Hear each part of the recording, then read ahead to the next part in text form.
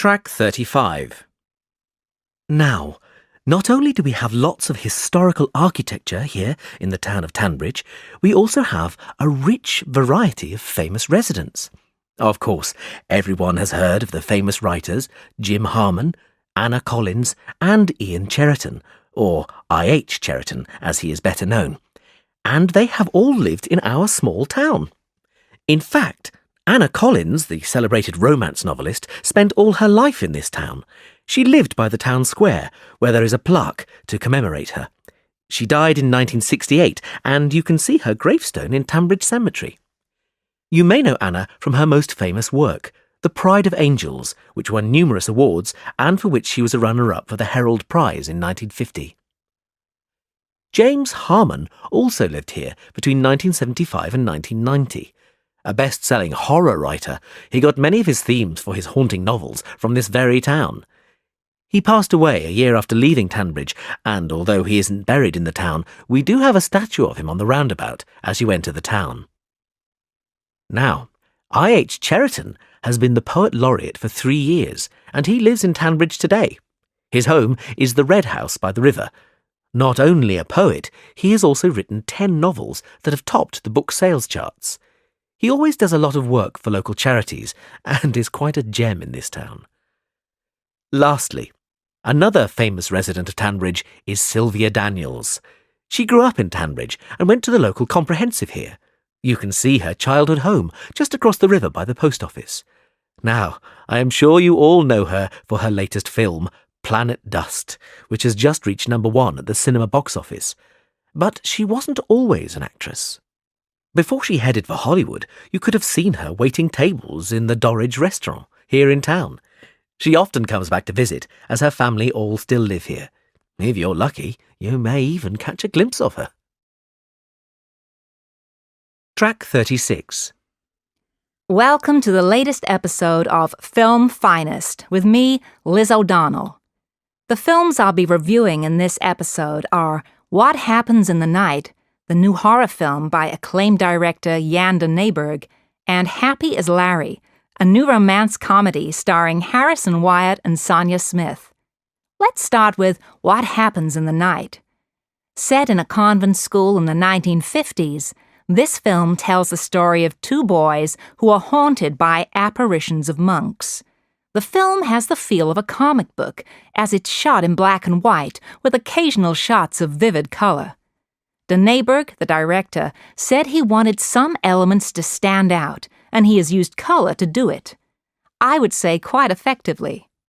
He claims his inspiration for the film is his own experiences growing up in 1950s Liverpool. A believer in ghosts himself, he thought he saw ghosts in his school years.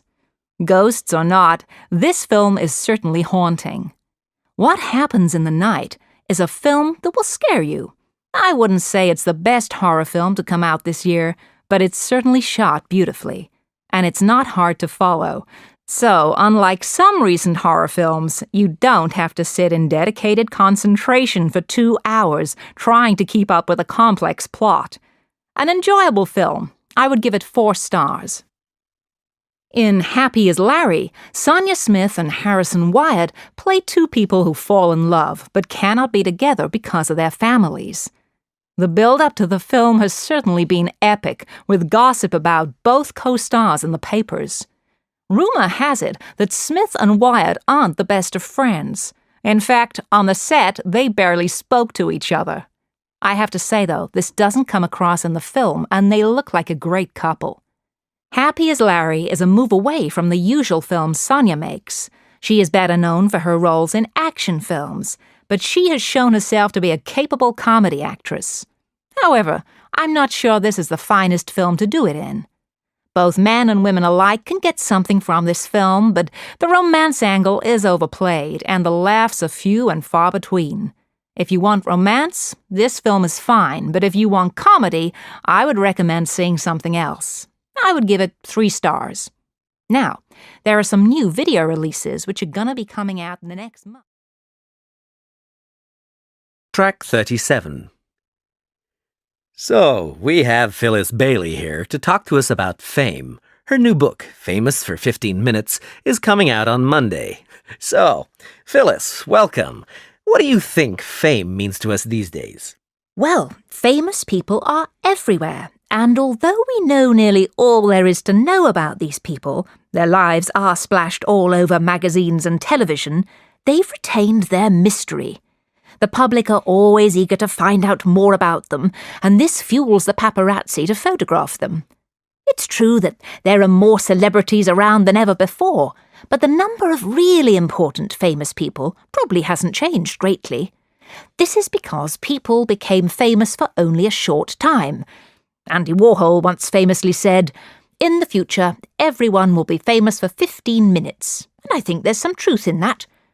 One day a person is famous, and the next they are forgotten. Take, for example, contestants on reality television shows. After maybe 6 months, we never see them again. This also highlights another characteristic of fame. In the past, people became famous because of something they had done, or because of their talent. Nowadays, these things aren't necessary. I personally think this is a great pity. Is fame particularly beneficial now? Well, let's look at the winners and losers when it comes to fame. Many people think that celebrities are the losers in this new media world, but that isn't necessarily the case. Take, for example, actors and actresses. They often complain about a lack of privacy, but privacy is possible. There are many celebrities who aren't constantly in the papers. Much as they complain, they chase the publicity and then blame it on the media. In fact, the paparazzi, who photograph the rich and famous, are often seen as figures of hate for this. They come off much worse in the end because they are so disliked by the public and celebrities. But in reality, they are making the celebrities and their managers even richer. In fact, because of the cult of fame nowadays, we can see media executives making even more money and celebrities signing multi-million-pound deals. And who pays for this? Well, all of us. Cinema and concert ticket prices have risen, and DVDs cost more than ever.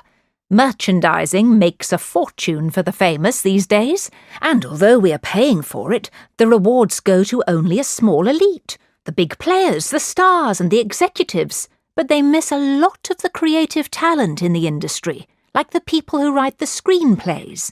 They are still on the same salary they were on 10 years ago. Executives certainly have a difficult job managing their clients, but they get rewarded well for doing so. I, for one, think these rewards should be more fairly spread. How could this be done, are you suggesting? Track 38. Section 2. You will hear a talk about the Yellow Plaque Scheme in Sydney. First, you will have 20 seconds to look at questions 1 to 6. Now listen carefully and answer questions 1 to 6. Thank you for coming along to the Cultural Sydney talk. I'm going to start by telling you about the Yellow Plaque Scheme, which has been running in Sydney for over 40 years and has been incredibly successful. When you're walking around the city, you'll see some buildings with a small round yellow plaque on them. If you take a closer look, you'll see the name and details of a famous person who lived in that very place. We have at present 130 plaques up in the city. The scheme has been great for tourism, but it was really started to raise awareness of the rich history of Sydney, both locally and nationally. And we think we've managed to do this. We also wanted to make people aware of the impressive list of important people who have lived in this city, and we've certainly achieved that. But that's not all. Although not part of our original aims, the scheme has also helped preserve some of the older and more important buildings in Sydney, because people now know that these buildings are a link to our past. Some of the buildings are actually over 180 years old, which for Australia is ancient. We actually think that this is where the scheme has achieved the most success, in raising the profile of our rich history. Of course, it has helped tourism, but not only that. Locals also walk around looking at the plaques. It has been really wonderful in highlighting our past. Some people are quite surprised to see who has lived here. Take Errol Flynn, for example. He was married in Sydney. We are planning on putting more plaques up, And a common question is how can people nominate a figure to be put on a plaque? It's quite a simple process. Applications can be downloaded from our website. If you want to nominate someone for a plaque, you just need the person's name, where they lived, and you need 3 signatures to approve your application. Our panel then checks that all the data you've submitted is correct, and hopefully, within a year, a new plaque will be erected. But you can't nominate just anyone. A plaque can only be given to a person who is famous and has achieved something out of the ordinary, like an important politician or world record-breaking sportsman, for example. We aim to have 50 new plaques up within the next 3 years, and we have plenty of funding to do so. Our funding comes from 3 sources: the local council, community donations, and the tourist board. Whereas in the past, the tourist board put in the majority of funding, now public donations count for 65% of all total funds. In fact, our funding is so healthy now, there are plans to expand the scheme. Before you hear the rest of the talk, you will have 20 seconds to look at questions 7 to 10.